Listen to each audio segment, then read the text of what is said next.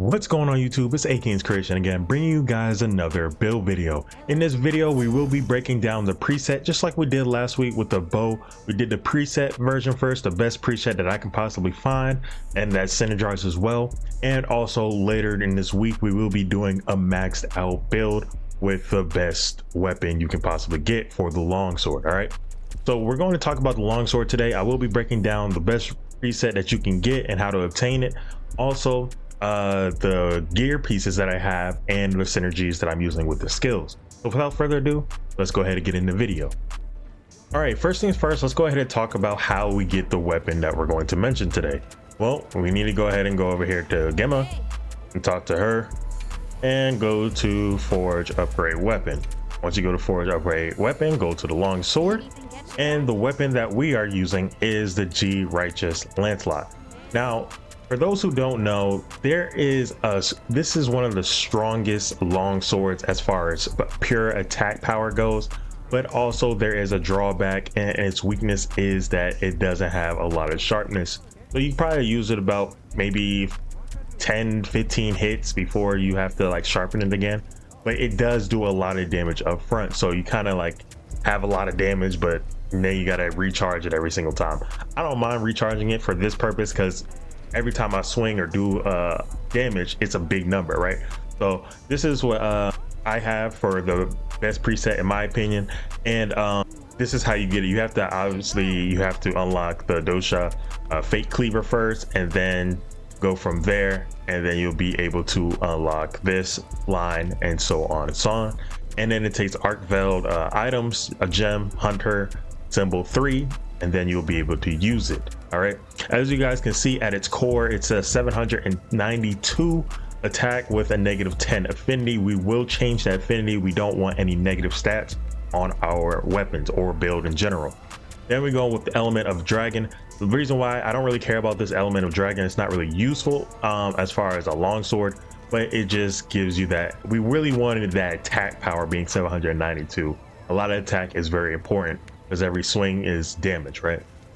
But it came with 200 element of damage and of dragon, and we can't really complain about that. All right, comes with 3 slots as well, and then it doesn't have any defensive bonus, but the skill that comes with it is focus. It increases the fill rate of weapons with gauges and the charge rate for weapons with charge attacks. We do have a gauge on our weapon, so this is very useful. All right, so let's go ahead and break down the gear pieces that we have. All right, so for me, it's better to break down each piece and show you exactly where I got it from and the requirements that you need in order to upgrade it. So this is, first off, we got the Arc Vulcan Male B, okay, and it's maxed out right now. Just want to let you know it's going to require some arc veiled items, so keep that in mind. You're going to have to farm a lot of arc veiled in order to get this gear. All right, so what it does is it comes with weakness exploit. Let's go ahead and talk about that real quick so you guys can get an idea what that is. It increases the affinity of your attacks that exploit a monster's weak points and wounds. So basically it increases our affinity +5 with an extra 3% on wounds. This is huge, especially when we have barely any affinity at all, right? Then we're going to pair this with the arc veiled helm. Now, the reason why I wanted to go with the arc veiled helm was because of the main 2 skills itself. All right, this comes with in order to get it, you have to farm arc veiled and a guardian pelt plus with a Duna water gem, and it comes with Park Breaker, which makes it easier to break large monsters parts and increase damage dealt when destroying a wound with focus strike. I highly recommend using focus. I use focus all the time when it comes to longsword because you're just swinging around and you basically don't have any lock-on mechanics, so you have to actually aim, and I just basically focus to make it easier for myself. Then we're going with the flare. Makes it easier to inflict wounds upon inflicting enough damage. Also deals additional non-elemental damage. The more damage, the better, okay? Even though it's level 1, it's still a better chance, and it is what it is, okay? So that's what we're going with next. That is our helm, and that's the reason and only reason why we are using this helm for those equipment skills. All right, next up we have the G, or the aka Guardian Arc Veiled Van Braces B. what this does is give us additional weakness exploit, and we've already talked about it, but it gives us 2 grades or level 2. So now we're sitting at level 3. Okay, so this is why this is very important, and we already talked about what weakness exploit is. Okay, and then the next up we have, next up we have is the Gore Coil B, and then also the Gore Greaves B. We'll explain each one. So the reason why we're going with the Gore Coil B is because of the Constitution equipment skill. Now what this equipment skill does is it reduces stamina depletion when evading, blocking, or doing certain other mechanics. All right, so reduces fixed stamina depletion by 20%. This is huge, especially when you're swinging the sword around and doing a lot of attacks very quickly. Okay, you want to reduce as much stamina and do as much attacks as possible.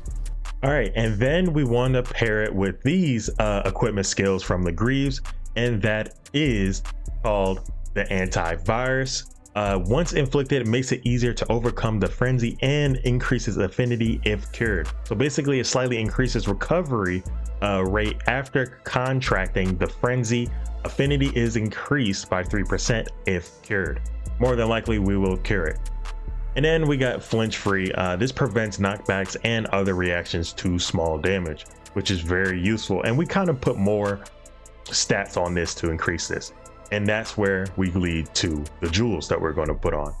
All right, so here's the jewels that we have equipped for this build. Okay, so the first one we're going to go ahead and talk about, as you guys can see on the far right, our status, we now have 834 attack, and we have 2% affinity and 200. Remember I said that dragon element. Okay, now we have expert jewel 3. So for anybody who doesn't know what expert jewel does, it gives you critical eye, basically an additional % affinity. So this got us out of that -10 and gave us 2 additional % in the positive for affinity. So now we have positive stats only. Now, so after that, I went with the attack jewel. So that gives us an additional attack boost, increases our attack power. So now we got attack plus 2% with a bonus of +8. Okay, and now we're at level 4 because we have 2 jewels, the attack power level 3, and then the attack jewel level 1, so it gives us 4. Okay, and like I said, that focus comes from the weapon itself. Okay, and then from there we're gonna go ahead and use brace jewels for our helm. Brace jewels, remember what I told you, it gives us an additional flinch. So now we have 2 additional flinch spots. So now we should have level 3 flinch in total. As you guys can see, our flinch free is level 3. Then we're going to go ahead and pair it with the chain jewel. Chain jewel gives us burst. Okay, we've already talked about weakness exploit, comes from the armor piece. Then we're going to talk about maximum might shortly, but the burst continuously landing hits gradually increases attack and elemental attack. Amount increase depends on weapon.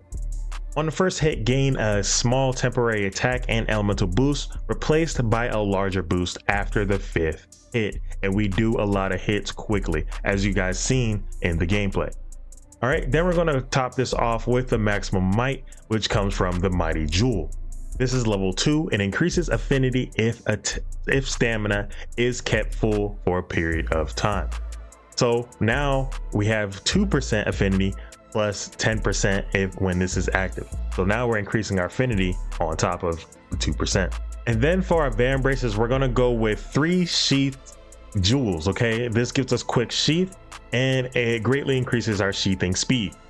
And that's very useful. And for those who don't know how to sheath, well, it is your R2 and X. Okay, this is where you draw the sword in, you wait, and then you let it go, right? Then after that, we're going to go ahead and go with the coil. We're gonna we already talked about this one, which is our burst. We added burst again and maximum might to these 2, and we've already talked about constitution. Okay, and then we're gonna finish it off with another chain jewel, and then we're going with antivirus. So it gives us additional boosts to our antivirus. making it greatly increase our recovery rate after contracting the frenzy, and affinity is plus 15 if cured. So we definitely going to top out around 20-30% affinity if all of our skills are active after having negative 10% affinity from the base. So don't worry about the affinity. If you don't think you can do it, you can definitely build towards having affinity. And now we have a lot of affinity with all our skills active and a lot of attack power with it.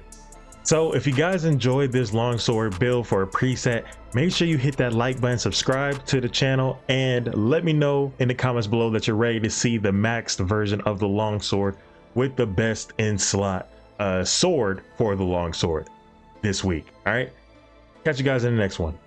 Peace.